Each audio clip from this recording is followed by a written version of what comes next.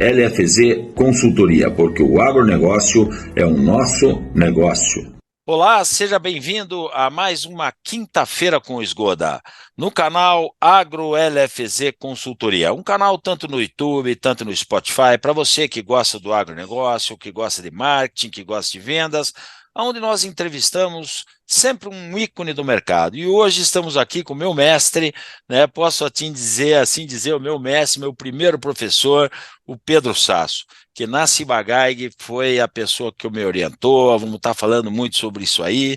Pedrão, seja bem-vindo, Pedrão, ao Agrocanal LFZ Consultoria.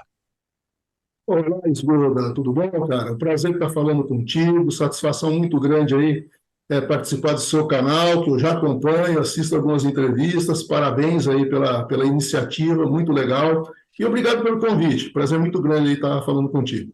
Obrigado, Pedro, muito obrigado. Outro dia eu estava nas estradas da vida aí, passei por Flórida Paulista. Aí eu lembrei, tá aí a cidade que o Pedrão ia viajar quando ele ia para casa, ele ia para Flórida, né? Passei por lá, lembrei de você. Mas Pedro, conta para nós assim, você é agrônomo, lógico que eu sei. Você é formado aonde, Pedro? Eu sou formado em Espírito Santo do Pinhal, Pinhal, né? Cidade do interior de São Paulo, próximo a Minas Gerais. Sou da turma de 80 a 83. Você sabe que eu brinco, né, Pedro? Eu sempre digo assim, que tem 3 faculdades no Brasil que formam bandido. Bandido que eu digo é cara do... É nós, né? Cara do agro, né, cara? É Bandeirantes, é Paraguaçu Paulista e Pinhal, né, cara? Essas 3 aí eu vou te falar, viu? Deram o que falar para formar pessoas. Mas como é que tu escolheu a agronomia, Pedro? Tua família, teu pai, tua mãe, alguém ligado no agronegócio? Como é que isso surgiu, Pedro? Não, a minha família toda é do agro, né? Eu nasci e me criei numa fazenda até os 7 anos, né? Meu pai era proprietário rural, plantava naquela época café e gado, ele tinha essas duas atividades. Então eu nasci e me criei até os 7 anos, vim para a cidade para poder estudar, naquela época eu começava com 7 anos, né? E aí, lá em Flórida, né? Como você falou, e aí meus pais também já mudaram para a cidade, eu sou o último filho de uma turminha de 10. Barbaridade. Não Bem tinha isso. luz nesse sítio aí, pelo Não jeito, tinha. Pedro. Eu morei até os 7 anos na Lamparina, né? Falar Olha isso é uma aí. coisa meio de louco, mas é bem fato isso. Era lamparina, colchão de palha, coisa bem simples, bem humilde, mas com bastante conforto e bastante carinho dos pais, né? Então vim para a cidade para estudar, terminei o Chegou, colégio. chegou a fazer colégio agrícola, não? Não fiz colégio agrícola. E na fase de colégio, você fica naquela dúvida, para onde eu vou, para onde eu não vou lá, engenharia, naquela época, engenharia. E aí tinha um amigo meu que chamava Kyo, um japonês, mas lá tem bastante descendente de japoneses. Ele fazia agronomia, a gente era muito amigo, e ele falou de Pinhal, eu falei, vou fazer Pinhal, vou prestar o vestibular. Prestei o vestibular, passei, e aí cursei, naquela época era 4 anos, né? E aí me formei em Pinhal. Pô, que beleza, Pedro. E você se formou em Pinhal e logo após você se formar, você já entrou na antiga Ciba-Geigy ou você teve algum caminho antes desse? É uma história longa. Eu fui persistente para entrar na Ciba-Geigy. Eu passei por um processo de 3 entrevistas. Eu, 3, 4. Eu fui em São Paulo, aí eles me pré-selecionaram, me mandaram a Campo Grande. Eu fui fazer uma entrevista em Campo Grande, não fui aprovado. Vim a Londrina, também não fui aprovado. Eles me chamaram pela terceira vez em Cascavel. Então, por Cascavel, eu fui aprovado e fui selecionado para ir para Francisco Beltrão. Era o Nivaldo regional? Não era ainda, né? Não. Eu fiz entrevista com o Nivaldo, Pedro Bonomi, várias pessoas, vários líderes aí, vários mestres. E aí eu fui trabalhar em Francisco Beltrão, o chefe de equipe naquela época chamava Donizete Luiz Véspero. Depois ele abriu umas revendas muito grandes aqui em Londrina. Então, Sei. meus primeiros 8 meses, quem foi meu gestor foi o Edu. E depois eu vim para Palotina, que eu fiquei 8 anos, que nós conhecemos e tal. E aí foi o Nivaldo, meu segundo gestor. Certo. Você vê, né, Pedro, tem coisas que a gente não esquece, né? Eu me lembro um dia que você foi me chamar para fazer uma entrevista que eu estava na Herbitécnica. Quando eu saí do quarto, assim, você estava sentado na mesa, na cozinha, a empregada estava lá, te recebeu, Eu falei, ué, pensei, o que que esse cara quer aqui, né? E aí, sabe, eu sempre pensei, Pedro, por que que você foi me chamar para fazer uma entrevista? Acho que você não vai lembrar disso, mas eu penso que talvez tenha sido porque a gente se encontrou um dia no Roberto Burinha às 7 horas da manhã e eu estava regulando um pulverizador. E talvez você pensou assim, acho que esse cara está com vontade, porque a única coisa que a gente poderia ter, eu acho que era vontade, né? É bem isso. É bem E- isso. Então, aí você me mandou para Cascavel para fazer uma entrevista com o Nivaldo. Aí o Nivaldo me deu uma pancada, né? Quando eu fiz a entrevista com ele, achei que tinha ido bem, né? Falei assim, puxa, eu tô bem, né? Pedro Sass tá me indicando, você tá me indicando. Ele vira e fala para mim assim, para me testar, né? Ele vira e fala para mim assim, Pedro tá te indicando, eu tô te indicando. Na verdade, tem 150 pessoas para essa vaga. Mentira! Mentira, era só para ver se eu ia para lá mesmo, se eu tinha vontade, né? Então são coisas que marcam a gente, né, Pedro?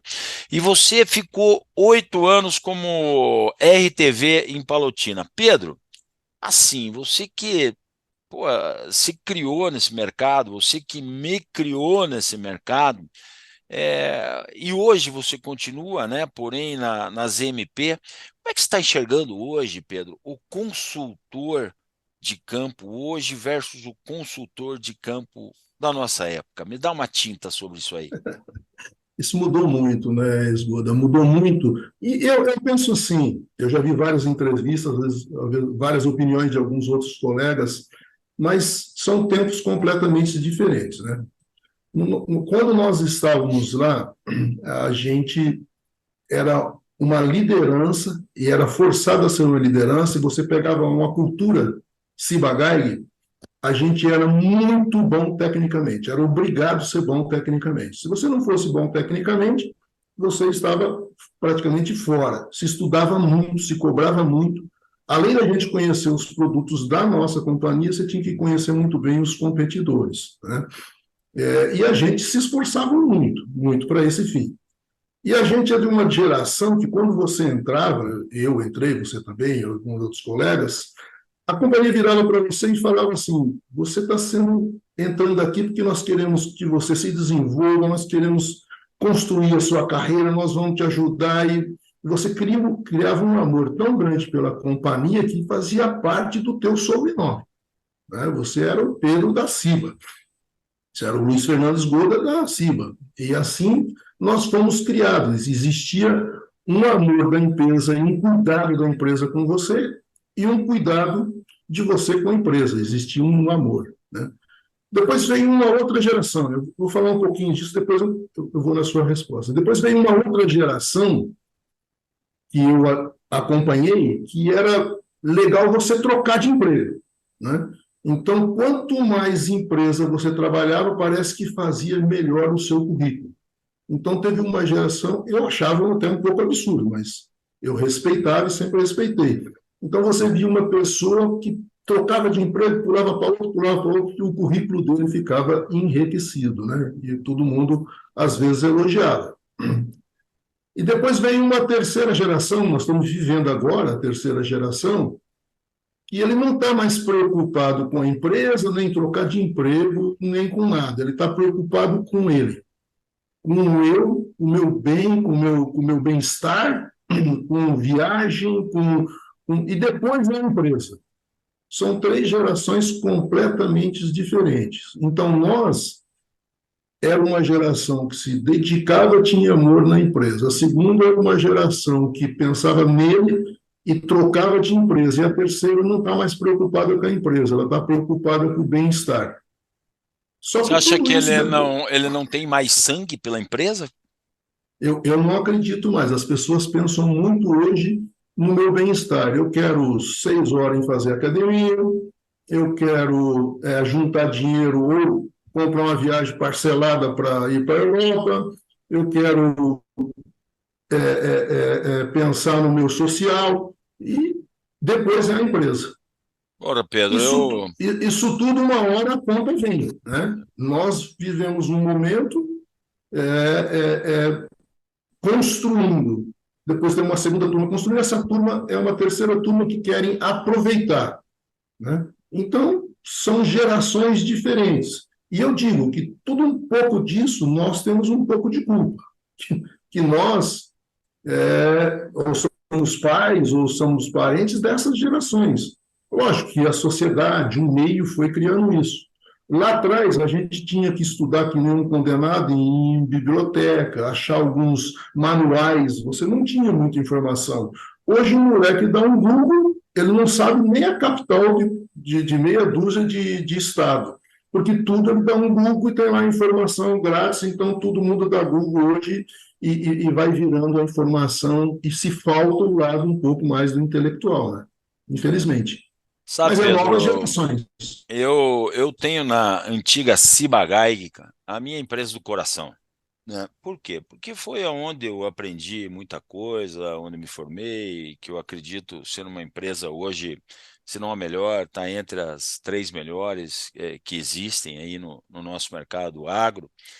E quando eu pedi desligamento para o João Paulo, você vê que o João Paulo, a gente entrou junto, né? Ele foi meu par, daí ele virou meu chefe, ele também foi teu chefe dentro da própria Singenta já, né? E eu acho que isso é muito bacana, né, Pedro? Você que contratou pessoas, formou pessoas, daqui a pouco essa pessoa vira o seu próprio líder, né? Então a gente saber que em algum momento da nossa carreira, da mesma forma como eu pude trabalhar com o Sandro Risse, por exemplo, que hoje está em cargos altos dentro da Bayer, né? Que eu contratei como AT, foi meu RTV, foi meu par de área, foi meu chefe também. Então, em algum determinado momento, a gente aprende com essas pessoas.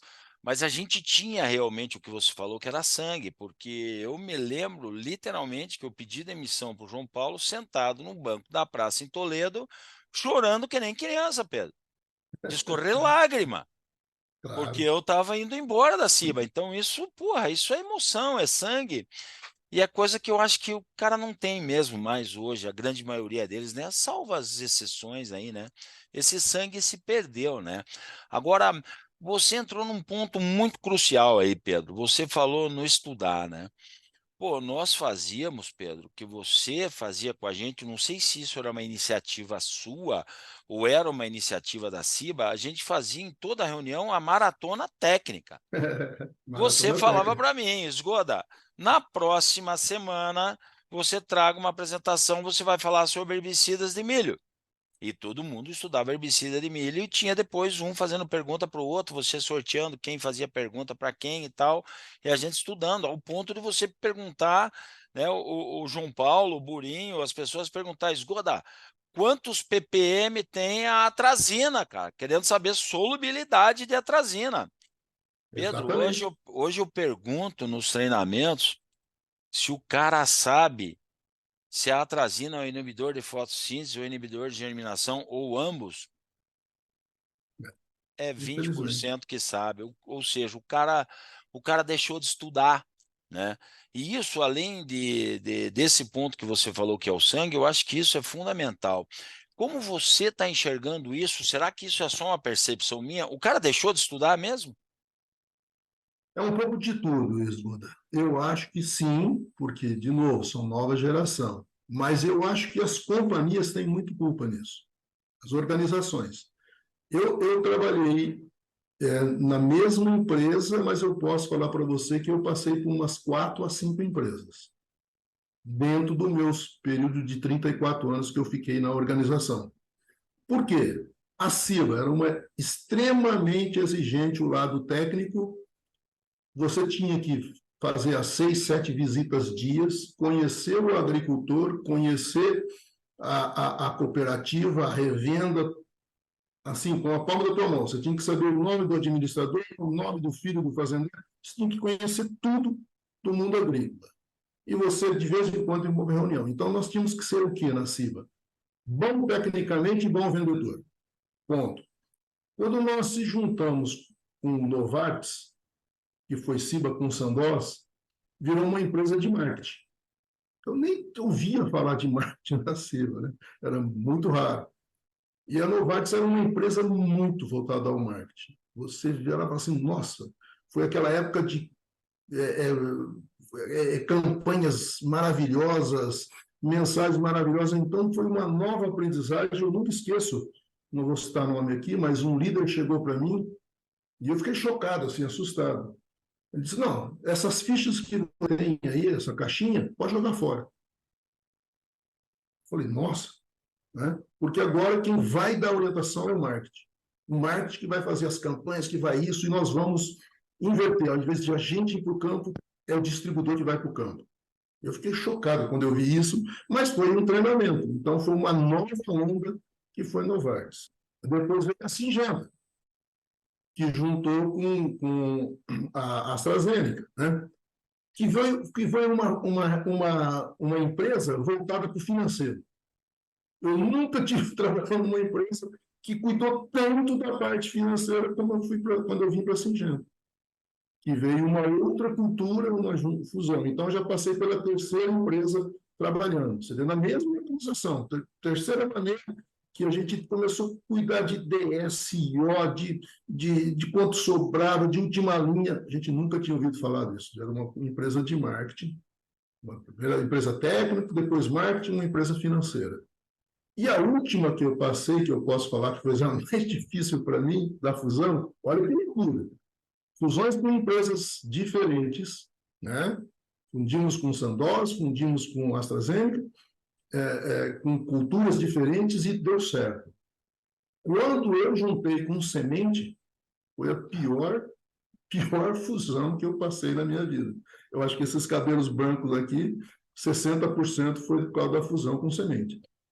Porque as culturas não batem, as equipes não se falam. O cara que é de semente é semente, o cara que é de copo é copo, e meio que se odeiam para querer vender a outra linha. Então foi uma loucura. Eu, como líder, né, como gestor, como é que você faz as equipes trabalhar? Então foi uma fase muito difícil. E aí, te respondendo um pouco, se esqueceu um pouco essa parte de treinar gente. E acho que essas últimas gerações hoje, as pessoas é muito voltada pensando nele, em reunião, e se esqueceu das pessoas. Então, eu acho que os gestores hoje têm bastante culpa, porque aquilo que você falou, quando eu te contratei, eu saía com você, lembra disso? A gente saía, parava numa propriedade e entrava lá, que erva é essa? Ah, que erva que é aquela outra ali? Que tipo de mato que é aquele? O chefe, o gestor, ele treinava o funcionário. Entrava numa entrevista, saía da entrevista, para aqui debaixo dessa árvore. Qual que que tipo de cliente é esse? É um cliente que compra por quê? Por evitar dor, lucro, perdas. A gente discutia e treinava o funcionário. Agora eu te pergunto, qual gestor sai com o funcionário hoje? Pensando em educá-lo. Nenhum gestor faz isso. Ele está preocupado com a reunião que ele vai ter a semana que vem, com as 1000 atividades que ele tem, para responder um outro superior, está pensando, preocupado na carreira dele, porque as pessoas hoje, eu falo, elas não são mais felizes. A gente era feliz fazendo aquilo que a gente fazia e se divertia, né? A gente se divertia, era tão bom no final de semana em jogar bola na associação, ir lá nas quermesses das comunidades. Hoje o cara, ele acaba de entrar, ele fica em desespero, numa ansiedade louca. O que ele tem que fazer para ser gerente? Né? Aí ele quer ser gerente, não está nem preparado, ele não sabe fazer a atividade que ele precisa fazer, mas ele quer ser gerente. Aí ele vira gerente. Mas ele não está feliz também em ser gerente, ele quer ser diretor. Aí ele vira diretor, ele não está feliz também. Então as pessoas parecem que não são mais felizes exercendo as atividades que são pedidas para ele. Então é uma geração super ansiosa e às vezes eu não sei se são felizes. E a gente dava mais tempo para que a carreira fosse amadurecida. E quando você assumia um cargo, você estava altamente preparado antigamente. Né? Então, entendi. hoje não, as pessoas muita ansiedade e parece que não são felizes mais, infelizmente. Então vira essa confusão aí que tá. O mercado também deu um boom, explodiu. Então a mão de obra existe uma mão de obra abundante, mas qualificada, ela ficou um pouco Difícil. mais difícil, um pouco mais difícil. Então Sabe, um pouquinho Pedro, de tudo. eu, assim, né, nos meus treinamentos eu sempre resgato coisas. Eu acho que a CIBA, né, Singenta, ela inventou tanta coisa boa, né? E eu lembro que quando eu peguei a minha fichinha, minha caixinha de madeira que você me deu, com as fichas de A a Z lá, Pedro Gabriel, não sei quem e tal. Aí eu olhava em cima no canto direito lá e estava escrito OL. Aí eu pegava outra, estava escrito EP, outra ED. Aí eu falei para você assim, Pedro, o que que é isso aqui, cara? Você falou, calma, Esgoto. Você vai fazer um treinamento chamado CTTV, É, Curso Técnico de Táticas de Vendas. E aí você vai entender o que que é isso. E a gente criava aquela ansiedade, Pedro, pelo aquele treinamento. E quando eu fui fazer treinamento, esse treinamento com o Martins, cara, Martins, Mestre é, Martins. isso mudou a minha vida, esse treinamento, porque eu não venho da área comercial e eu vi que existia uma técnica, né, e que eu podia aprender. E assim, Pedro, por incrível que pareça, essa semana eu resgatei o Martins, cara, você acredita? É, ele está no Eu, grupo, né? Muito eu legal. coloquei no grupo, liguei para ele, mandei um zap e ele falou assim: não estou lembrado de você. Falei, Martins, o Pedro Sasso e tal. Daí ele falou assim: olha, tô até emocionado, ele falou, de Que legal. lembrar dessas coisas e tal. O Martins foi sair comigo. Você veja a diferença do treinamento que você está falando, que um instrutor de um treinamento de vendas, numa terça-feira você me liga à noite porque não tinha celular, dizendo, Esgoda, amanhã você passa no hotel pegar o Martins, que o Martins vai sair com você. Aí eu fico pensando assim, hoje eu estou dando esse treinamento, Pedro, eu ministro esse treinamento de Uhum. vendas, né? E era a mesma coisa que eu fosse para o campo para sair com uma pessoa que eu treinei, né? Então, o nível de investimento que as empresas faziam na gente era muito grande. E provavelmente, se você pediu para o Martins sair comigo, era por quê? É porque eu precisava melhorar em algum ponto. E eu sei o ponto que eu precisava melhorar. Você falou para mim um dia saindo de uma revenda com o Pacel. Você falou para mim assim, Esgoda, você não deixa o cliente falar, Esgoda, é só você que fala. Você não lembra disso, mas eu lembro. E aí eu disse assim, puta, eu tenho que mudar, cara. Porque se eu não mudar, esse cara vai me mandar embora. Por quê? Porque a companhia investiu em mim e eu estou falando mais do que o cliente, o treinamento diz que eu tenho que escutar. E eu passei a mudar, Pedro. Passei a, pelo menos, tentar e me esforçar para mudar. Coisa que eu vejo que hoje as pessoas talvez não se esmeram tanto em querer mudar, né? E, sabe, a gente fez o treinamento que o Martins fazia, a gente vendeu uma caneta. Bem isso. E até hoje, vender uma caneta ou vender um litro de glifosato, mesma Não muda coisa, nada. Não não muda muda nada. nada. Falar em um litro de glifosato, eu estava na praia passando, eu não posso falar muito, né? Mas eu estava passando o Zap QI, Pedro, Aí, ó. lá no terreno que eu tenho lá, né? Então, o que que eu vejo, né? Assim, que eu sinto uma dificuldade muito grande, Pedro, dessa pessoa que você falou, que era o papel que você fazia, que o gerente deveria estar fazendo, que para mim hoje a pessoa mais importante do mercado é essa, né? É o É. gerente, e ele não consegue mais sair com esse cara, né? Qual é a solução para isso, Pedro? O que que a gente pode fazer para melhorar isso, para melhorar esse time de campo, se o gerente não consegue ter esse tempo suficiente para poder sair com o cara? O que podemos fazer, Pedro? Me ajuda. Eu acho assim, tem uma turma boa ainda no mercado, que você pensa, tem uns jovens bons aí, que a gente, você está nesse meio aí, você sabe disso. Então, tem alguns que se destacam e que estão crescendo. Eu acho assim, vai ter que passar por essa onda, vai passar por uma onda e uma certa estabilidade. Eu acho que aí vai começar a surgir novos profissionais bons. Não existe, acho que, uma varinha mágica de falar tem que fazer isso. Eu acho que as organizações têm que acordar um pouco, pensando um pouco mais nisso, de como fazer com que um gerente ou um gestor ele não vive só em reunião, porque as organizações hoje prende demais qualquer líder em reunião e volte mais para o mercado. E até mude a cultura, porque hoje também, quando você pensa em multi, ela hoje com a distribuição, ela não quer mais um funcionário que vá para a ponta, né? Fala que se vai, mas vai esporadicamente, não da maneira que a gente ia. Eu vejo o cara sai lá de São Paulo e fala, eu estou indo para o campo. Aí ele vem no escritório aqui no ar-condicionado em Londrina, marca 2 reuniões, trabalha 3 dias, volta para São Paulo e fala, eu fui para o campo. Que diabo que é ir para o campo se vem em Londrina numa reunião? Você não ir para o campo. Ir para o campo e falar assim, quem são os principais... A gente fazia lá atrás do verdadeiro CRM, que as empresas tentam fazer hoje, desesperadamente, com 1000 ferramentas aí, e roda muito mal, por sinal, a gente fazia na fichinha. Você conhecia lá os 100 agricultores, tudo da vida deles, o outro conhecia mais 70, mais 60, mais 30, a gente tinha na palma da mão e sabia da história. Hoje mudou-se muito, então é difícil de você falar assim, o que tem que fazer. Eu acho que tem que amadurecer o mercado, voltar ao que era antes nunca mais, porque a coisa é muito dinâmica, né? E o próprio produtor mudou muito. Então, o produtor hoje ele tem filho, uma boa parte de filho já fez agronomia, o parente fez agronomia, então a informação está muito, muito livre.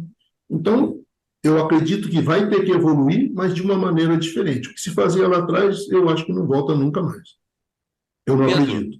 nós fazíamos, como você falou, esse CRM nosso Tupiniquim, mas que funcionava muito bem, numa ficha de cartolina. Quando eu saí da Ciba e entrei na Pioneer, eu fui lá na gráfica e mandei fazer.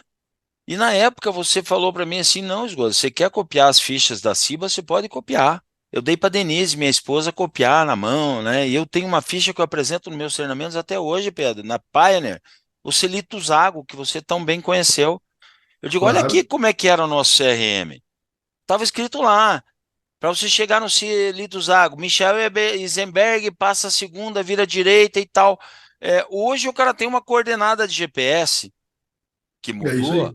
Agora eu te pergunto, assim, no teu feeling, você acha que quantos por cento dos CRMs utilizados hoje são bem utilizados quando aliados a um BI, a um Business Intelligence, capazes de nos ajudar a construir relatórios gerenciais para a gente tomar ações, né, decisivas do negócio? Quantos por cento do sistema de distribuição, principalmente, está usando um CRM de forma efetiva, Pedro, na tua cabeça? Eu sei que é um número ruim, mas se eu fosse dar uma peitada. Olha, eu acho, assim, eu não acompanho tão de perto com profundidade, mas o pouquinho que eu converso e ouço, uns 30% no máximo, eu Foi acredito. generoso. Eu Na minha acredito. opinião, No foi máximo. generoso. De No 20 a máximo. 30%, né? Você sabe, Pedro, que eu fui o cara que criou um CRM que tu deve ter ouvido falar, que a Monsanto trabalhou muito, que é o Keyone, né? Mas na época a Monsanto também não soube trabalhar com isso, porque eu estava fora da Monsanto, eu precisava dessa visão, que era a visão de uma ficha de cliente, né? Porém, não mais na cartolina, né, e na fichinha, e sim dentro de um aplicativo. Achei uma pessoa em Cascavel, desenvolvemos isso juntos e vendemos para a Monsanto. Não funcionou. Por quê? Porque a Monsanto quis tudo de uma vez na época. E é lógico que funcionou, mas não como deveria funcionar, né? Porque hoje, se você pegar inúmeros CRMs que tem no mercado, se olha tudo que ele nos oferece, ele é maravilhoso, né? Mas se você dá na mão de uma pessoa para que ele vá fazer tudo isso de uma vez, ele fica bem louco, né? Como você enxerga hoje, se você fosse construir um CRM, o que estaria buscando, Pedro, inicialmente? Qual seria as coisas mínimas que você gostaria de ter dentro de um CRM, Pedro? Eu sempre fui um crítico muito forte quando vinha essas coisas enlatadas. Sempre fui muito crítico. E não funciona por uma razão muito simples. Eu vou te explicar como eu enxergo. Pega uma organização, ela vai lá e compra uma ferramenta. Primeiro que ela compra a ferramenta sem conhecimento. Aí aquela ferramenta tem 1 milhão de coisas pedindo. 1 milhão. E pede isso, e pede aquilo, e planta enquanto planta disso, um zilhão de coisas. Aí ele vai lá e vai para o cara comercial com aquele troço lá. E aí o cara comercial começa a enxergar aquilo como uma ferramenta que vai vigiar o trabalho dele, e não como uma ferramenta que vai ajudá-lo. E pior, Muito gestor compra aquilo para vigiar mesmo, para ver se o cara está indo para o campo, que é outra burrice sem tamanho. Então, o que acontece? Começa uma queda de braço, o cara começa a enganar a companhia, né? Ele pega, tira 5 fotos, bota a mesma foto 10 vezes em visita, acontece de tudo na prática, e quando você está lá, os caras contam para você como é que eles fazem para burlar esses sistemas. Agora, o porquê que isso acontece? Eu desconheço uma ferramenta boa que começa a mandar de volta para o vendedor coisas que vai fazer ajudar o trabalho dele. Eu Devolutiva. desconheço. Devolutiva não tem. Não tem uma. Se tiver, eu desconheço. Que volte para o vendedor com 3 coisinhas assim, falando assim: ó, isso aqui vai te ajudar a vender um pouquinho mais, isso aqui vai. Não, pede, pede, pede, pede. Aí o que eles fazem com aquilo? Não sei. Vai lá para o marqueteiro, vai lá para não sei quem, mas para o cara que está trabalhando e alimentando essa encrenca dessa ferramenta, não volta quase nada para ajudar o trabalho dele. Então ele começa a ver aquilo com uma inchação, com Ou seja, uma, voltamos no gerente regional, que devia estar sentado com o RTV, dando a devolutiva sobre a área dele para dizer se ele tem que aumentar o número de revendas dentro da área, se ele tem que aumentar a venda direta, ou aonde que ele tem que crescer, como e por quê. você tem que segmentar.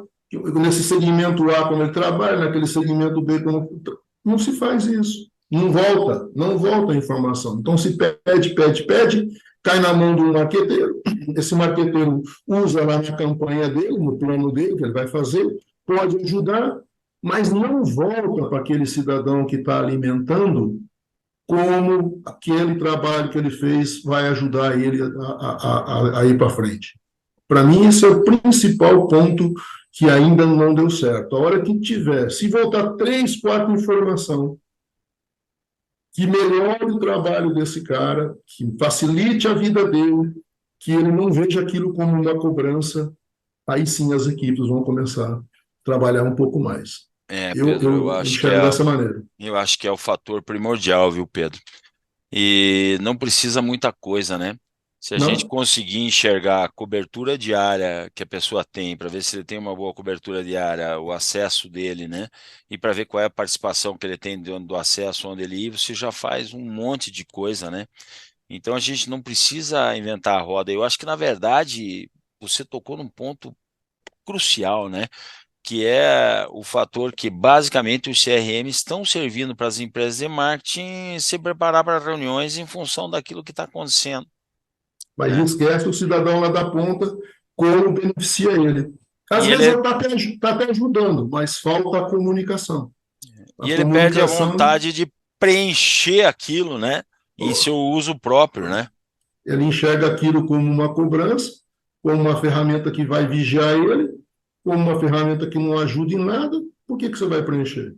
Eu Ainda mais o sempre. cara que é do comercial. O cara do comercial sempre é aquele cara do rápido. Ele não é aquele cara que gosta de. Você De sabe disso. papel, né? De papel. É fato. É Ô, fato. Pedro, você me lembrou uma coisa. A gente não gosta de fazer relatório. Cara, mudando de saco para mala, eu aprendi tanta coisa com você, Pedrão. E nós tínhamos o atendimento segunda-feira às 7h30 da manhã, cara. Domingo à noite já me dava dor na barriga, cara. Porque eu ia ter Síndrome. que encontrar o Pedrão. E o Pedrão tinha 2 canetas Bic, escrita fina, de tubo amarelo, uma preta e uma vermelha. Lembra disso? Pois é. E um dia, Pedro, eu cheguei na sua casa para o atendimento, cara, e olhei assim naquele bloquinho do Primestra amarelo que você tinha, onde Caixinha. você, muito bem organizado, anotava o que que você tinha que pedir para mim. E cada coisa que você pedia para mim, se eu entregava, era um tique com a caneta preta, se eu não tinha, era com a caneta vermelha, né? Extremamente sistemático, né? E aí, a hora que eu bati os olhos assim, eu olhei ata. Falei, meu Deus, esqueci de fazer a ata. Não sei se você vai lembrar disso. Eu estou até rindo. E aí, aquela negócio ia chegando e a ata estava chegando. A hora que você virou para mim e perguntou assim: esgoda a ata. Eu disse: agora tem que enrolar ele, né? Eu falei assim: olha, Pedro, eu comecei a fazer a ata e não terminei. Você me arrebentou no meio. falou para mim assim: tá bom, como a gente morava na mesma cidade, você falou, vai lá e busca ela na sua casa do jeito que ela tá. Puta que pariu. Desculpe a palavra, meu público, mas é puta que pariu, né? Eu tava mentindo pro meu chefe, cara. E aí eu fui obrigado a baixar a cabeça e falar para você, Pedro, tô mentindo e eu não fiz essa ata. E aí, Pedro, pela primeira vez eu aprendi que a gente nunca mente pro chefe, por pior que seja a situação. Cara, Verdade liberta. você me deu uma mijada, Pedro. Como talvez eu nunca. Eu levei surra do meu pai. Uma mijada, como eu levei de você, eu acho que eu nunca levei. Seu moleque, seu pepepe. Eu saí da sua casa do tamanho de duas giletes empilhadas, mais ou menos. Mas eu aprendi, Pedro, com isso aí, que eu nunca deveria mentir pro meu chefe, cara, por pior que seja a situação. Confiança, a confiança é primordial quando você trabalha com pessoas, né? Você tem que Então, confiar. eu acho que para o público jovem que está assistindo nós dois falar, Pedro, que ele nunca esqueça disso. Não minta pro teu chefe. Porque teu chefe é teu parceiro, cara. Se você mentir para ele, como é que ele vai confiar em você? É Outra isso aí. coisa, você falou um negócio muito sério. Se eu tiver que botar um chip no seu carro para ver se você está trabalhando, eu te mando embora. Para quê? Que confiança eu tenho em você se eu tenho que olhar num chip se você está trabalhando? Então estamos mortos, né? Então, Pedro, muitas coisas eu aprendi assim com você e até hoje eu me pergunto, tanto de um pai, como acho que a gente pode fazer uma associação com um líder, quando a gente é bastante inexperiente, que nem eu era, começando, a diferença entre o medo e o respeito, Pedro, né? Porra, a palavra certa é o seguinte, eu me cagava de medo de você. Você acredita que fazem 37 anos que a gente trabalhou junto, eu lembro a placa da sua Quantum? Eu não lembro. AB4141. Eu não lembro. Eu lembro, AB4141. Eu vi essa Quantum na rua em Palotina, eu disse, meu Deus, o Pedrão tá aí, eu tenho que ir pro outro lado. O Ô que eu estou Pedro, fazendo aqui que eu não estou no campo? é, Pedro, qual é a diferença entre o medo e o respeito, se é que ela existe, ou eles andam muito próximos? É, eu não tenho uma definição clara para isso, né? Mas eu acho que o medo, você precisa ter o medo e você precisa ter o respeito, né? As duas coisas fundamentais na nossa vida, né? O medo te causa mais pavor, mais susto. O respeito, eu acho que é o lado de a gente, quando menino, foi sempre educado a respeitar os mais velhos, né? Então, eu sempre chamava qualquer pessoa mais velha que eu, de senhor, de senhora, a gente tinha aquele puta respeito. E às vezes eu tinha medo do pai. Se eu não tivesse o respeito, o pai ia me dar lá o puxão de orelha, né? Então, talvez uma diferença é o respeito para uma entidade, com alguma pessoa, com alguém, mas o medo você tem muitas vezes de um pai, de um erro, e precisa ter essas duas coisas na sua vida, né? Precisa ter. Você Eu, precisa ter. E até hoje, com a experiência que a gente tem, você vai para uma reunião, com alguma atividade, você sente aquele medo, aquele friozinho na barriga. E precisa ter. Senão, parece que você fica displicente, né? Então, o medo faz parte da nossa vida. eu falando com o menino essa semana, ele veio atrás de mim para fazer mentoria, Pedro. Então eu tenho um trabalho de mentoria, né? Então eu tenho aí uns 20 meninos aí, até já, pessoa até um pouco mais sênior, que procura para ajudar no desenvolvimento da carreira e tal. A gente fala 2 vezes por mês. E essa semana Legal. eu comecei com um, e ele falou assim: eu tô com medo de falar em público, né? Eu na escola até eu falava bastante assim quando eu estava apresentando para o meu grupo da faculdade, mas hoje quando eu vou parar na frente do público, eu fico com medo. Eu disse, assim, olha, a primeira coisa é o seguinte, se você tem o conhecimento para tocar o negócio, isso minimiza bastante. Mas eu não sei se você lembra como você me ensinou a fazer palestra? Acho que não, né? Acho que não. Acho que não. Existia uma cooperativa chamada Cooperativa Agrícola de Cotia, lá em Guaíra.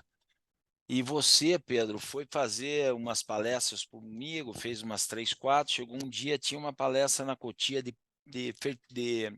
herbicida de milho, marcada para começar às 7h30.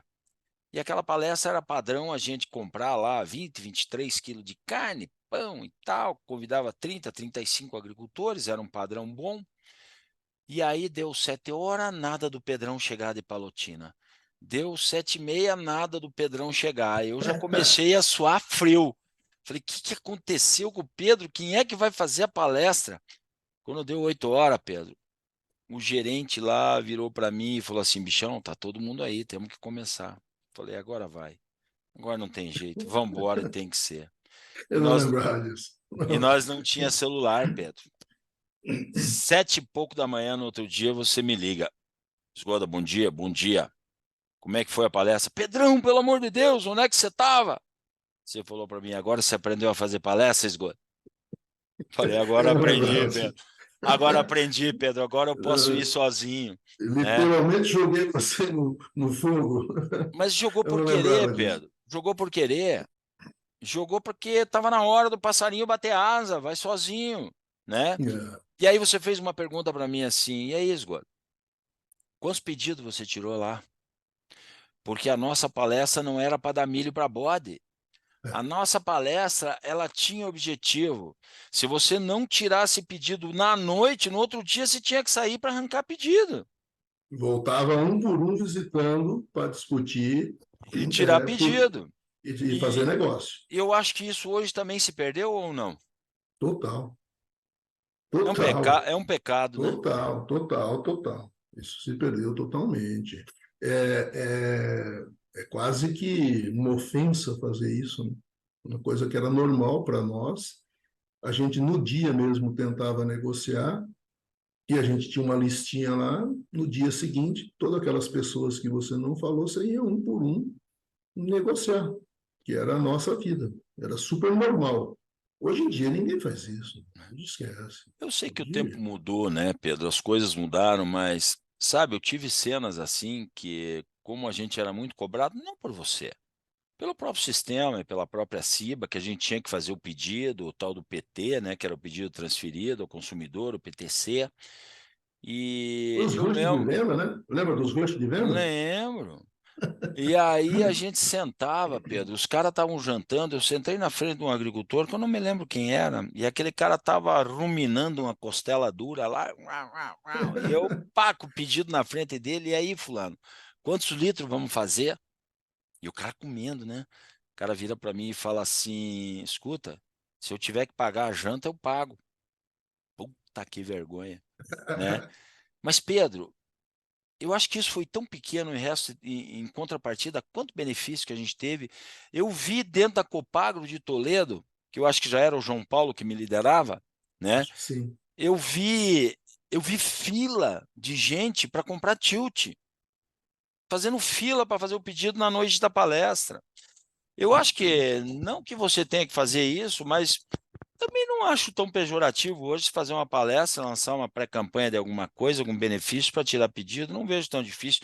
Mas mesmo assim, se você achar que está nos assistindo que isso é um pouco ruim, é muito pesado, se você não for no outro dia atrás de tirar pedido, na minha opinião, você está perdendo uma oportunidade ímpar. Aquilo está fresco na cabeça do cara e você não vai lá, né? É assim, você tem que ver para o que você foi contratado. Se você é um cara da área comercial, você tem que pensar negócio. Você tem que pensar negócio. Se você é um cara do marketing, você tem que pensar estratégia. Você tem que pensar em plano, né? Porque tem muitas vezes que as pessoas confundem as coisas. Eu sempre falava, em algumas reuniões, nós somos do comercial. Nós tivemos o convite para ir lá antes de sair a campanha de marketing para ajudar a montar a campanha, né? Geralmente o marqueteiro chamava um, dois, três, quatro de vendas, mas depois que foi criado o plano, criado a linha, a área comercial é a área de execução. Você tem que ir para a execução. Você não pode mais questionar. Óbvio, se estiver surgindo alguma coisa errada, aí sim você trazer a público conversar. Mas hoje, velho, a coisa está desenhada, comercial é execução. Não tem que ficar discutindo mais, ó, tem que fazer isso, tem que fazer aquilo. Não, isso passou. E muitas vezes hoje se tem muito, né? Isso aí.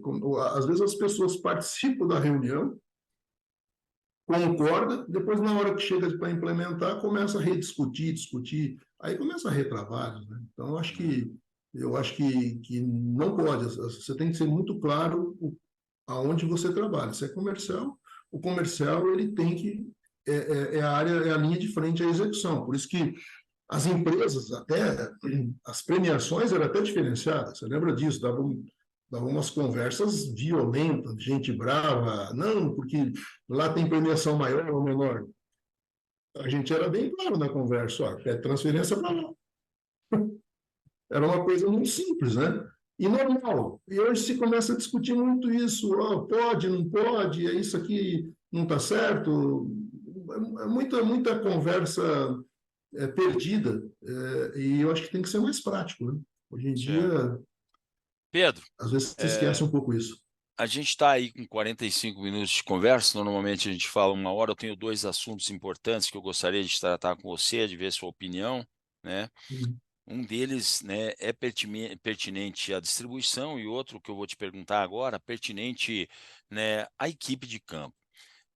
Hoje a gente vê empresas, né, porque a gente está entrando no mundo dos biológicos, a gente teve o boom da biotecnologia nas sementes, estamos no boom dos biológicos, e a gente vê empresa que ela tem químicos, ela tem biológicos ou nutrição, né, uma linha de especialidades, e ela tem sementes ao mesmo tempo. Você consegue enxergar que um mesmo RTV possa fazer essas 3 funções ou teriam que ter quase que 3 equipes separadas? É muito difícil fazer as 3 funções, na minha visão. É muito difícil. É muito difícil porque, primeiro, são aptidões de pessoas, né? As pessoas, o cara de semente, ele tem um foco muito grande na semente, o cara de químico muito, muito forte em químico, o cara de nutrição, ele gosta daquele troço, ele não vai saber falar com profundidade do químico. Eu acho que isso para as organizações é uma encrenca bem grande. É uma encrenca bem grande mesmo. Eu acho que ainda deveria ter equipes especializadas. Eu acho que. Porque quando você tem a distribuição hoje, a distribuição que é encarregada de tocar, fazer acontecer. E hoje, vamos ser bem sinceros, as campanhas acontecem 60%, 70% dos negócios nas campanhas. Virou quase que uma onda, né? Então, eu acho que as organizações deveriam ter equipes especializadas, porque o cara que começa a querer saber de tudo, ele não sabe, ele não é mais bom, ele não é bom em nada. Ele não tem profundidade para falar de semente, ele não tem profundidade para falar de nutrição, ele não tem profundidade para falar de químico, ele não tem profundidade de falar de biológico, e aí ele vira um clínico geral. E quem vai no médico geral hoje? E Quase você já ninguém. imaginou, Pedrão, o que o consultor da revenda que vende tudo isso tem que estudar para ser recebido numa propriedade como consultor, literalmente? É uma encrenca, mas veja bem, o que acontece?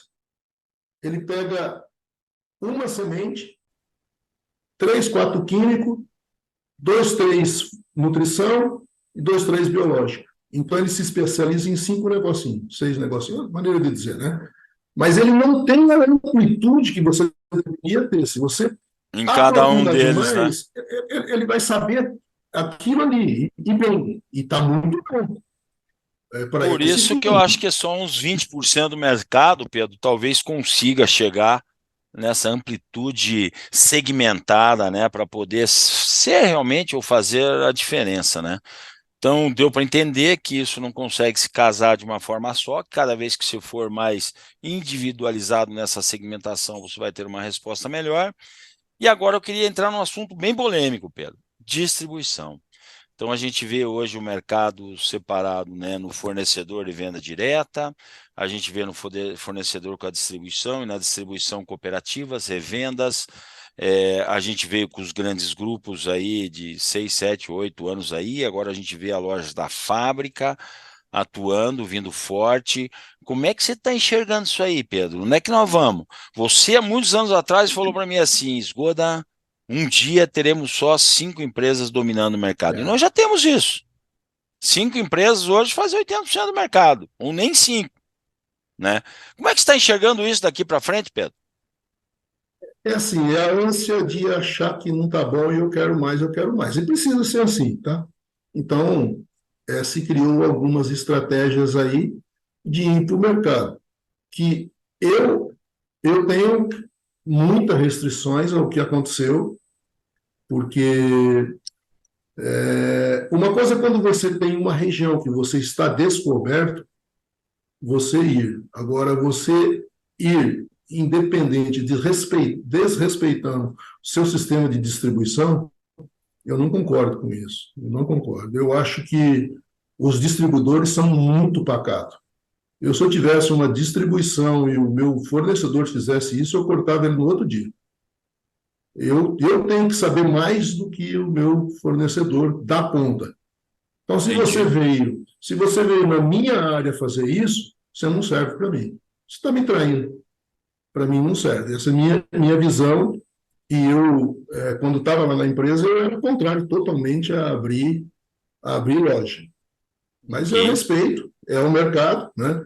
E eu acho que os distribuidores são muito bonzinhos com essas empresas. Eu cortaria no dia seguinte. Se é guerra, é É, guerra. E porque hoje tem muito fornecedor que tem linha completa. Você falou, tem cinco, seis, mas você não precisa das seis. Você pega uma ou duas e você faz o seu negócio. Se aquele cara quer ser competidor teu, vamos ser competidor. Não tem porquê. Vamos, como diz literalmente, vamos para o pau. Né? entendi. Eu defendo um pouco isso. Respeito aí todo as empresas que se respeitam, mas eu não atuo dessa linha, não. Entendi. Eu acredito que isso parece que está tomando um pouco mais de força, né? Então, hoje a gente já vê empresas muito fortes no mercado com isso, algumas começando, e eu acho que aquele distribuidor que é pequeno, ele está sofrendo, né? Aquele distribuidor que é maior ou a grande cooperativa, ela ainda está engolindo porque eles ainda não entraram muito dentro da área dessa grande cooperativa, né? Mas logo, logo, como diz o outro, o pau vai quebrar e o chinês está entrando muito forte, né? Cada vez mais. Eu tenho um amigo agora aí que acabou de entrar numa empresa chinesa que está entrando no Brasil com um portfólio muito grande e a oportunidade, como você falou, ela vai aparecer para todas, né? O gaúcho fala muito bem, né? Se não tem tu, vai com tu mesmo, né? Então, Agora, escuta, você sabe, eu planto também. Não tem razão para mim largar uma empresa que eu sou bem atendido. Então, a jogada é essa. Quem está aí no mercado, se você for bom, atender super bem e estar presente, pode vir quem quiser que você não vai me tirar. Eu sou cliente lá das cooperativas que tem. Cara, eu tenho um silo na porta da propriedade, eu tenho tudo deles, eu tenho semente, eu tenho fertilizante, eu tenho química, eu deposito o meu grão lá, eu se confio quiser, tem neles, crédito. eu tenho crédito, eu tenho. Por que eu vou comprar de uma empresa que só tem químico para me oferecer e que tem um silo lá no raio que o parta, que tem. Não vou comprar, não Agora vou. você falou Oh, tudo, viu, meu Deus, Pedro? é um pouquinho mais barato, mas esse mais barato pode ser mais caro depois. Então, É, eu sou atendido lá, nós somos atendidos por um técnico fantástico, maravilhoso, tem quase 30 anos de mercado, que você conhece, pode perguntar para o Burim, por que eu vou deixar esse menino? Não vou, cara, é um puta profissional. A gente perfeito. vai estar com ele e vai estar comprando 60%, 70%, compra um pouquinho de outro lugar. Vai estar comprando dele, porque o cara é bom. Ele nos atende super bem, é isso que a gente precisa. Sabe, Eu não Pedro, tem quero uma. comprar R$ 10 mais barato, eu quero produzir 5 sacos a mais por hectare. É isso? Tem uma pesquisa que eu coloco no meu treinamento, é logo no início do treinamento, ela diz por que você perde um cliente, né? Por várias razões. E 65% essa pesquisa diz dos clientes que a gente perde pela indiferença das pessoas que os atendem. Então, se você está sendo bem atendido, é aquilo que você falou, você não vai trocar. Vou trocar, cara. Estou feliz. Eu tenho segurança lá. Eu tenho segurança lá. Às vezes, o ser humano sempre gosta de dar uma criticada, né? Meter a Normal. boca disso, criticar colar, pô, aquilo ali não está legal. Até com as Sacanearam mulheres a gente ali. briga em casa, né, É, cara? mas falar que hoje vão entrar com uma loja lá e vão fazer eu mudar de fornecedor, pode parar, cara. Estou Difícil, né? completamente enganado. Vai ficar a lojinha lá, eu vou comprar lá. Vai, um pouquinho para dizer que comprei, mas É esquece, isso cara. aí. Os caras Pedro, não têm nada para me oferecer. O que eles têm para me eu acho oferecer? que você foi muito feliz nessa colocação, né? E isso não é só em insumos, né, Pedro? É em qualquer área do comércio, onde a gente é bem atendido, a gente está lá de volta, né? É a Exatamente. coisa mais normal do mundo. Pedro, estamos chegando aqui ao limiar do nosso bate-papo. Eu queria que você deixasse um recado, principalmente para os mais jovens, cara. Aqueles que estão começando agora, os ATs, né? Os ATVs, os AGDs, que estão começando agora. Você com toda a bagagem, que você, para mim, você é um mestre até hoje em formar pessoas.